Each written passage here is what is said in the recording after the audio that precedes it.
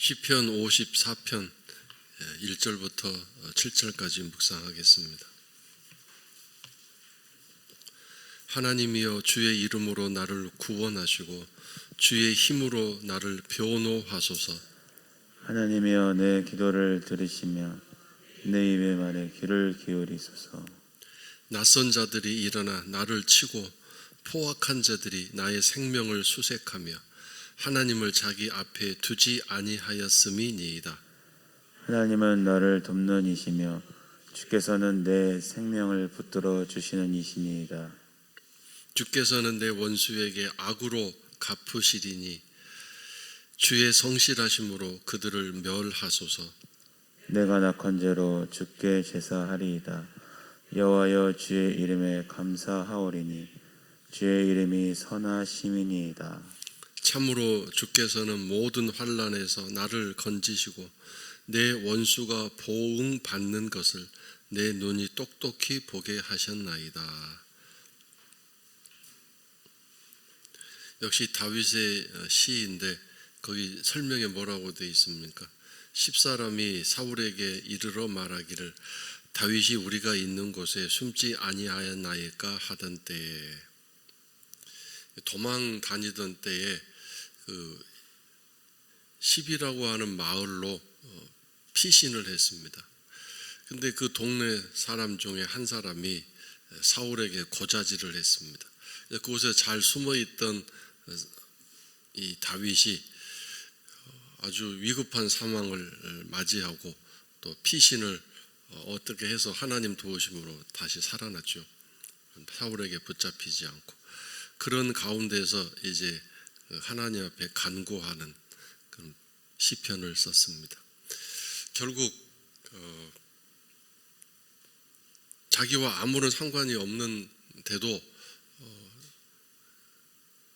어떤 상황을 알아보지 않고 사울에게 고자질해서 자기를 위험에 빠뜨린 그 마을 사람들, 또 그런 일을 당한 그 아픔과 고통을 하나님께 호소하면서 이렇게 쓴 내용인데, 1절에 하나님, 주의 이름으로 나를 구원하시고 주의 이름으로 나를 변호하소서. 주의 이름이라는 이 이름에 쓰여 있는 히브리어는 엘로힘입니다. 전능하신 하나님, 천지를 창조하시고 세상 모든 만물을 다스리시는 하나님이라는 뜻을 가진 이름입니다. 그래서 이 하나님의 이름이 많습니다. 이런저런 이름이 많은데 특별히 여기에 엘로힘이라는 하나님의 이름을 쓴 까닭은 그 위험한 모든 상황 속에서도 나를 또한 다스리실 뿐만 아니라 나를 해치려고 달려드는 사울 왕과 그 가운데에서 고자질해서 나를 죽음으로 내몰려고 하는 이 신마을 사람들까지도 하나님이 다 다스리고 계십니다. 그런 뜻입니다.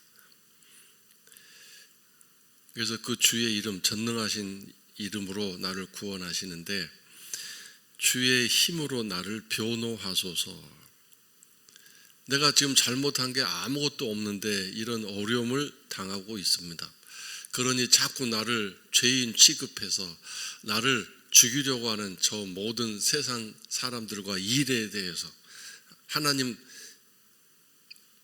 당신 스스로가, 하나님 그분 스스로가 나를 변호해 주신다, 이런 담대함과 확신을 가지고 있습니다. 즉 내가 스스로 하나님에게 내 자신을 변호할 까닭도 없고 이유도 없고 그럴 만한 아무런 그런 어떤 연유가 하나도 없다. 왜? 하나님이 직접 다윗을 변호해 주실 만큼 지금 다윗과 하나님과의 관계가 확실하고 분명하기 때문입니다. 만약에 하나님 앞에 뭔가 꺼림칙한 게 있고 하나님 앞에 머뭇거리는 어떤 마음의 부분들이 있다면 하나님이 나를 변호해 주신다, 이런 담대함과 확신이 있을 수 있겠습니까? 없겠죠. 그래서 오늘 여러분, 전능하신 하나님이 나를 구원하시고 나를 돌보시고 나를 붙드신다는 이 사실을 마음속으로 믿어지는, 또한 믿으셔서 하루도 그렇게 도움받으시는 귀한 삶이 되시기 바라고, 또 하나님이 이 천지간에 나의 변호사다, 나를 변호해 주시는 분이다. 그러므로 결국 황길동 집사는 의로운 사람이다, 내 사람이다, 왜 건드느냐, 왜 핍박하느냐, 이렇게 나오시지 않겠습니까? 그런 하나님과의 관계가 세워지는 우리 성도 여러분들의 기도가 될 수 있기를 바랍니다. 하나님은 내 기도를 들으시며 내 기도를 들어주십시오라는 말은 내 기도를 듣고 계시는 하나님. 그래서 이 다윗의 이 시편도 역시 기도죠. 그냥 시를 글로 써나간 게 아니라 글을 쓰면서 하나님께 기도한 거죠. 기도문이죠. 기도문. 하나님과의 관계는 이렇게 기도로 연결되어지고 기도로 모든 일이 시작되고 맞춰진다는 것을 우리는 잊어서는 안 되겠습니다. 이 새벽에 기도하러 나오신 여러분들은 참 귀한 시간과 귀한 일을 지금 하고 계시는 것입니다. 그러므로 또 기도하러 오셨으니까 제대로 올바르게 또 하나님이 들으실 수 있는 그런 기도를 성령님의 인도하심 따라 잘 하시고 또 하루를 맞이하는 이 아침 되시기를 바랍니다. 하나님이여 내 기도를 들으시고, 이 말은 앞에 하나님과의 관계가 올바르고 확실하고 분명하기 때문에 내 기도를 들어주세요라고 말할 수 있는 또 자신감과 담대함이 있는 것입니다. 하나님과의 관계가 분명하지 않고 올바르지 않고 깨끗하지 않는데 하나님 내 기도를 들어주세요라고 하는 말을 할 수 없는 것이죠. 내 입의 말에 귀를 기울이소서. 이건 역시 지금까지 하나님과의 관계에서 그렇게 귀를 기울여 왔기 때문에, 하나님과 그런 관계가 돼 있기 때문에, 이 귀를 기울인다는 말은 하나님이 다윗을 사랑하신다, 하나님이 다윗에게 관심을 갖고 계신다, 그런 뜻 아니겠습니까? 그래서 그동안 그런 하나님과의 관계를 유지해 왔기 때문에 이번에도 너무 속상한 일을 겪고 하나님 앞에 사실은 고자질하는 거죠. 무슨 고자질을 합니까? 3절에 낯선 자들이 일어나 나를 치고, 여기서 낯선 자들이 누군가요? 신마을 사람들입니다. 근데 이 사람들과 다윗은 무슨 관계인가요? 아무 관계도 없습니다. 아무런 이해관계가 없습니다. 손에 준 것도 본 것도 없고, 그동안 이익 본 것도 준 것도 없는, 친분과 친교가 없었을 거 아닙니까? 전혀 낯선 사람들인데 이 마을 사람들이 일어나 나를 치고 나의 생명을 수색합니다. 포악한 자들은 여기선 사울과 그의 부하들이겠죠. 나의 생명을 수색합니다. 이런 기가 막힌 일에 대해서 하나님 앞에 고자질하고 하나님 앞에 내놓습니다. 이것을 마음속에 가지고 울분을 가지고 있거나 원한 감정을 가지고 있는 게 아니라, 또는 사람들에게 떠벌리고 다니고 험담하고 사람들에게 퍼뜨리고 다니는 게 아니라 하나님에게 다 내놓습니다. 이것이 다윗이 가진 신앙이고 우리가 배워야 할, 가르침 받아야 할 그런 신앙의 모습입니다.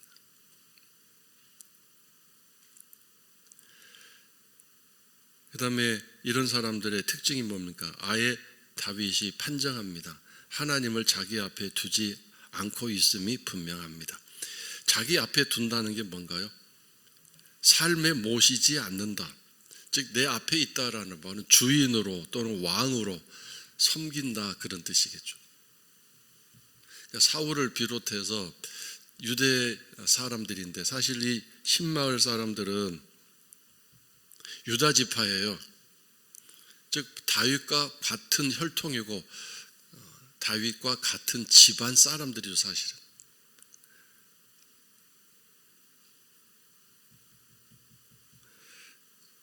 그렇기 때문에 이들도 유대인들이고 또 다윗 지파이기 때문에, 또 유다 지파이기 때문에 하나님을 믿고 하나님을 섬기고 신앙생활을 하는 사람들 아니겠습니까?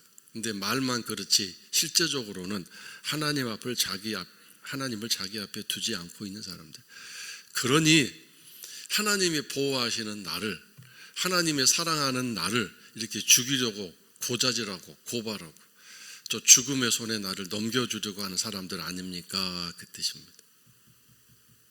다윗이 분명하게 이것을 알고 하나님 앞에 얘기하고 있는 것입니다. 우리의 신앙생활 하는 일들이 하나님을 내 앞에 두고 살아가는 신앙생활인지 아닌지를 한번 생각해 봐야 되겠습니다. 하나님을 앞에 둔다는 것은 하나님을 두려워하고 하나님을 경외하고 하나님을 조심스럽게 생각한다는 뜻입니다. 무슨 일을 하든 무슨 말을 하든 나는 과연 하나님을 내 앞에 두고 하나님의 지시와 하나님의 뜻에 따라 살아가는 사람인지 한번 잘 생각해 보시는 여러분의 기도가 되시기를 바랍니다. 하나님께 질문해 보세요. 하나님, 저는 하나님을 앞에 두고 살아가는 사람입니까? 깊이 한번 질문해 보세요. 나는 돈을 내 앞에 두고 살아가는 사람이지. 나는 내 자존심을 내 앞에 두고 살아가는 사람. 나는 내 건강이나 가족을 내 앞에 두고 거기에 따라 살아가는 사람이지.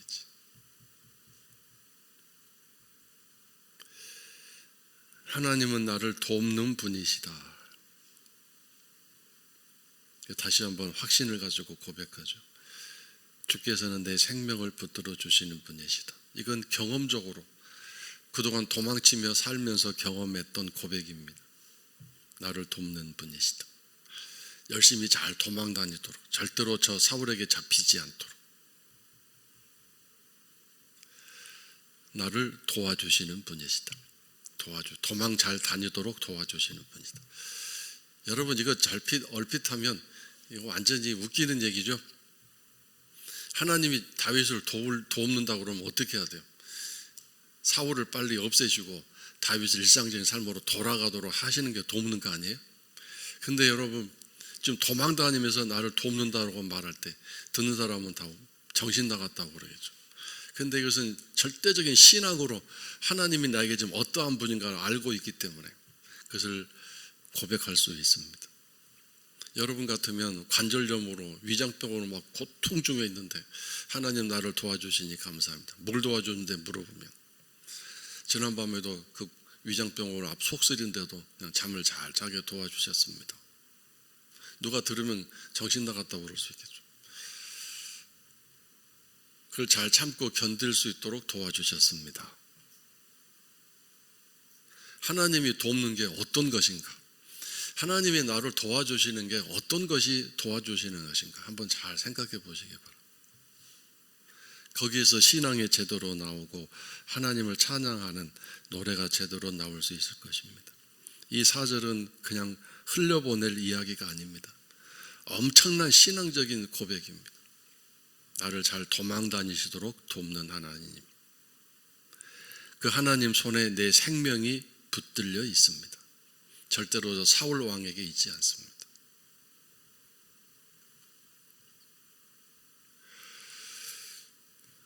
그래서 오늘도 힘들고 어려운 삶을 또 살고 계실지라도 이 4절의 고백이 오늘 여러분의 찬송이 되고 노래가 될 수 있기를 바랍니다. 자, 그 다음에 이제 또 하나님이 어떠하신 분인가 이렇게 고백하면서 위로를 받죠. 이런 고백을 하면서 삶의 소망을 얻습니다. 또 그가 만난 하나님이 어떠한 분인가? 5절에 원수에게 악으로 갚으시는 하나님. 이 악이라고 하는 것은 죽음을 포함한 모든 징벌, 좋지 않은 것, 사람들이 끔찍하게 싫어하는 것으로 갚으시는 하나님. 나의 원수에게. 그러므로 하나님이 갚으실 걸 알기 때문에 다윗은 자기 스스로 원수를 갚으려고 하지 않습니다. 왜냐하면 하나님이 자기 앞에 있고 하나님은 또 그렇게 일하시는 분이기 때문입니다. 내가 갚아야 한다가 아니라 하나님이 갚아주신다. 하나님이 어떠하신 분인가를 분명하게 알고 있는 거죠. 하나님은 내 대신 복수를 해주시는 분이다. 이런 믿음이 있기 때문에 열심히 도망 다니기만 했을 뿐이지 사울에게 보복하려고 하지 않은 것입니다. 하려는 마음조차도 다 비워냈습니다. 기도함으로 다 토해놓았죠. 그래서 이 시편에 보면 분노의 시, 보복의 기도 막 이런 게 나옵니다. 저 집안은 어린아이도 다 죽고 남자도 다 죽고 여자도 다 죽고 막 이렇게 그런 아주 조주로 하는 조주 시편이 몇 개 있습니다. 보복하고 싶은 그런 마음들을 하나님 앞에 다 털어놓은 거죠. 하나님이 보복하신다. 다음에 주의 성실하심으로 그들을 멸하소서. 이 성실함이 여기서 왜 나왔습니까? 변함이 없으신 하나님. 그 원칙과 원리가 어제나 오늘이나 동일하신 분. 원수는 갚아주시고 다윗을 괴롭히는 원수는 갚아주시고 다윗의 생명은 보호해 주시고 하나님은 다윗을 도와주시고 또 어떤 사람을 도와주시고 어떤 사람의 생명을 붙들어 주시는가, 어떤 사람의 원수를 갚아주시는 분인가, 이걸 제대로 정확하게 그 진리를 알고 있는 것입니다. 그래서 그런 하나님은 영원토록 변함이 없으신 하나님입니다. 똑같으신 하나님입니다. 그래서 나도 그 하나님 원칙에 따라 살 수 있도록 변하지 않도록 하나님이 그 원칙에 따라 성실하게 변함없이 일하고 행동하시니 내가 살아나려면 하나님의 도우심으로 내가 그 원칙 안에 들어가야 되지 않겠습니까? 그 원리를 따라 살아야 되지 않겠습니까? 자기 힘으로 살아나고 자기 힘으로 이것을 벗어나려고 하면 하나님의 원리 원칙 따라 살 필요 없죠. 하나님이 어떠하신 분인가 알 필요도 없고. 근데 다윗은 지금 자기 힘으로는 살아날 가능성이 1%도 없어요. 생각해 보세요. 한 나라 왕이 모든 부하들을, 군대를 거느리고 지금 다윗을 추격하고 잡아 죽이려고 하네. 도망갈 곳이 어디 있습니까? 비행기 타고 외국으로 갈 수 있는 것도 아니고,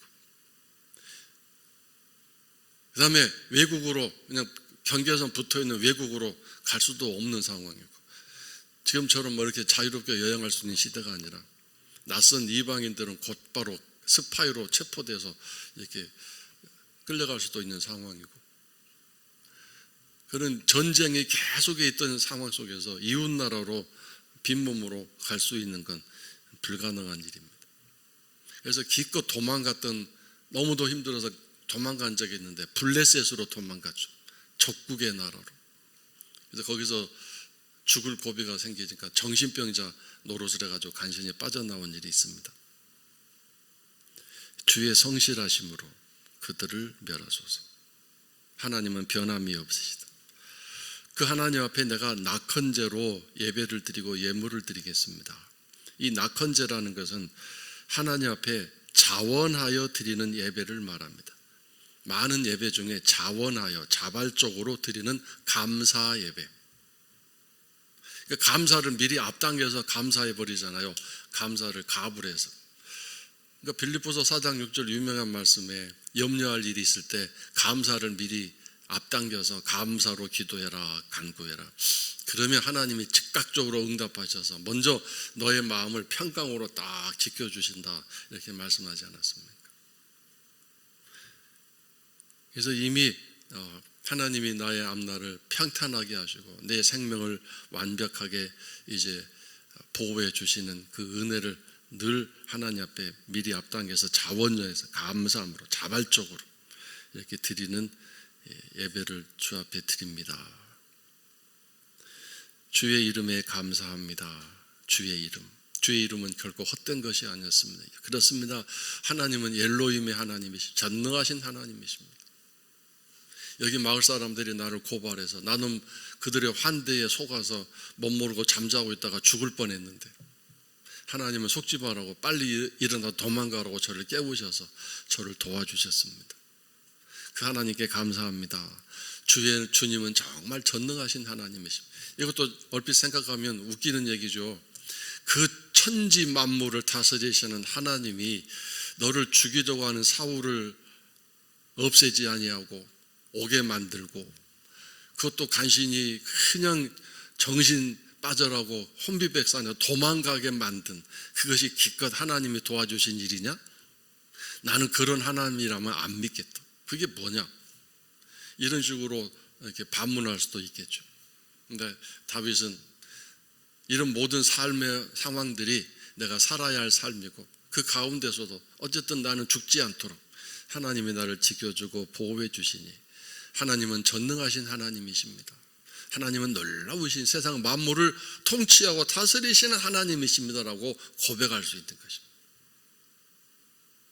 그래서 오늘 여러분 참 삶이 힘들고 어렵고 부족한 가운데 있을지라도 하나님은 전능하신 하나님이십니다.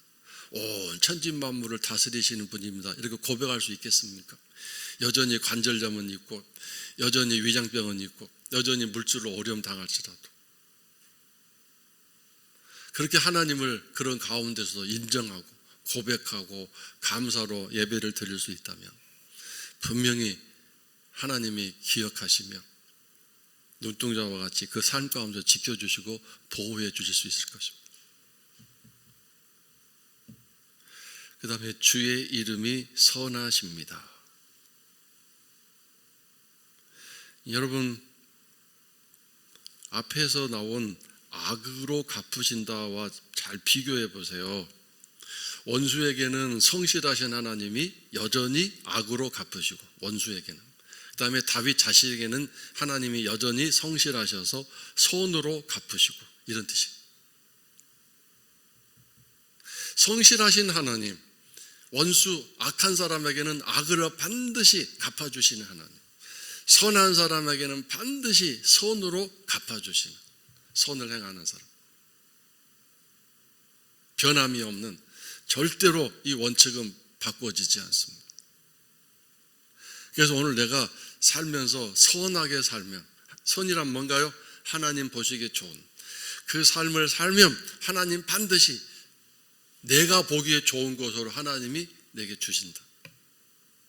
선을 손으로 갚으시는.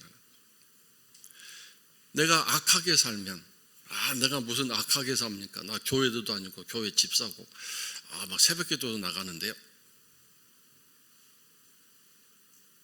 그렇게 해서 내가 가정에서 사람들에게 성도들에게 어떻게 말하고 행동하고 살고 있는가 이게 중요한 거 아닙니까? 사람과의 관계가 어떤가 이게 선이 드러나는 일이지 안 그렇습니다.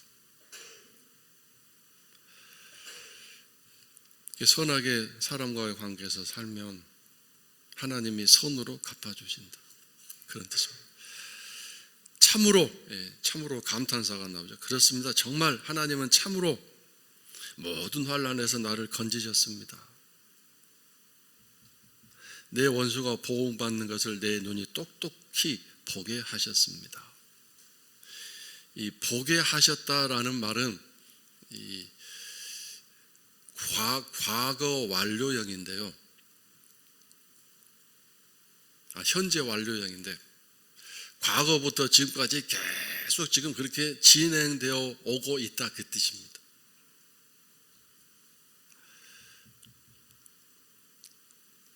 그 일을 지금까지 목격해 왔습니다.